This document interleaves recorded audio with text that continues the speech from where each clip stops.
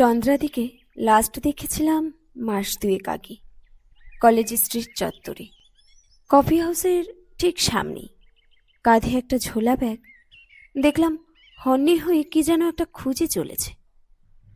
চন্দ্রাদি কি এতদিনেও স্বাভাবিক হতে পারেনি? প্রথমে দেখে সেটাই মনে হচ্ছিল। চন্দ্রাদির 7 বছরের প্রেম ভেঙে গিয়েছিল এক সময়। বিয়ের কথাবার্তা ফাইনাল করেও শেষ পর্যন্ত অনির্বাণদা বিয়ে করতে রাজি হয়নি। শুনেছিলাম চন্দ্রাদিকে বিয়ে করলে অনির্বাণদা জীবনে সুখী হতে পারবে না। তন্ত্র মন্ত্রকে বিশ্বাস করে এই অজুহাত দেখিয়ে চন্দ্রাদিকে ছেড়ে দিয়েছিল অনির্বাণদা। তারপর থেকে চন্দ্রাদিকে কেমন অস্বাভাবিক লাগতো। পরিপাটি সাজগোজ নেই, উস্কো খুস্কো চুল, একদম অগোছালো। অনেকেই বলতো কলেজে কি করে পড়ায়ও, আজ তো একটা পাগল। চন্দ্রাদির সফল কেরিয়ার, নো ডাউট সুন্দরী।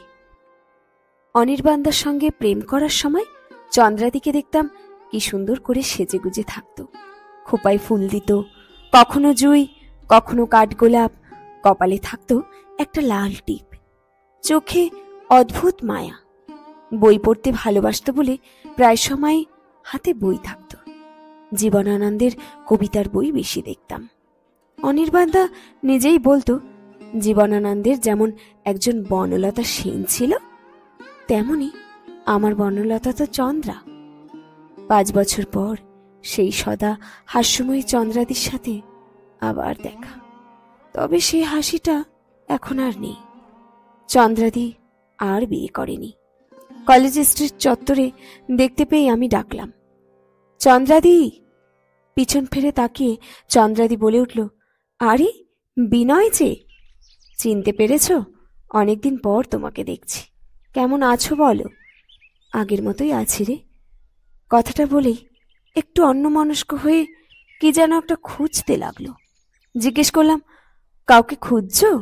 হেসে বলল, অনেকদিন ধরেই খুঁজছি রে। সাহস করে জিজ্ঞেস করলাম, কাকে? একটা মানুষ। এত লোকজন চারিদিকে গিজগিজ করছে দেখো, যেদিকে তাকাই সেদিকেই মানুষ।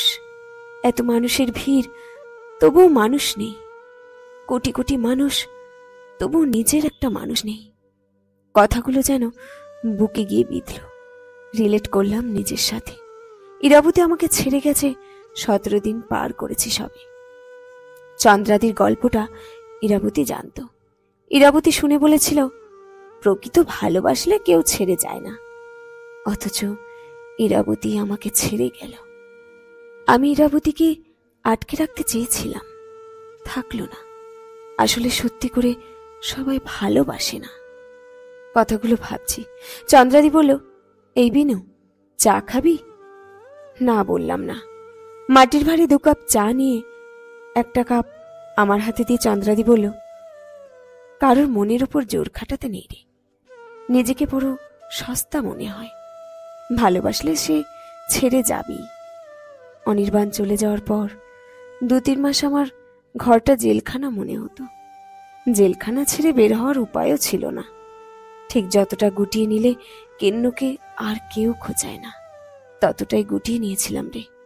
লোকে আমাকে পাগল বলতো। তারপর ধীরে ধীরে সব ঠিক হতে থাকলো। শুধু হৃদয়ের গভীর ক্ষতটা থেকে গেছে, ওটা সারার নয় রে। এমন 2-1টা দাগ না থাকলে জীবনে করলামই বা কি? চাঁদের সৌন্দর্য তো চাঁদের গায়ে কালো দাগগুলোকে নিয়েই রে।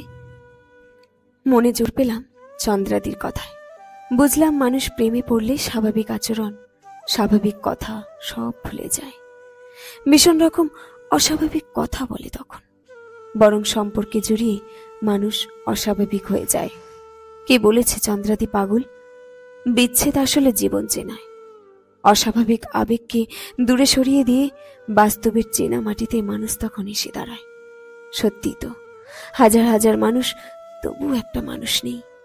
চারিদিকে এত কোলাহল, তবুও বুকের মধ্যে এক অনন্ত শূন্যতা। সব আছে, শুধু এ বুকে একদম নিজের একটা মানুষ নেই। আমি চুপ করে আছি দেখে চন্দ্রাদি বলল, ইরাবতী কেমন আছে রে? ইরাবতী নামটা শুনে বুকটা ধড়াস করে উঠল। বললাম, আছে নিজের মতো ওর জগতে, তবে সে জগতে আমি নেই। চন্দ্রাদি কি যেন একটা ভাবল। কেন ছেড়ে গেল, কার দোষ, কার গুণ, আদৌ সে প্রশ্নে গেল না। বলল, বিনু, এই হলো জীবনের খেলা ঘর রে, ছাড়ো সব কথা। চা খেতে খেতে গল্পে মজলাম চন্দ্রাদির সাথে। অন্য একটা কথায় হাসির রোল উঠল। আমি হাসছি, চন্দ্রাদিও হাসছে।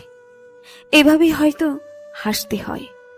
মনে হলো জীবনে যে মুহূর্তটা কাছে পাবো, সেই মুহূর্তটাতেই বেঁচে নেওয়া উচিত। শেষ হলো আজকের গল্প খেলাঘর। কলমে সরজিৎ ঘোষ। যদি গল্পটি ভালো লেগে থাকে সাবস্ক্রাইব করে পাশে থাকবেন।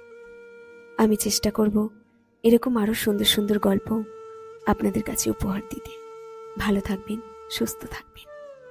সকলকে অসংখ্য ধন্যবাদ আমার সাথে, আমার পাশে থাকার জন্য।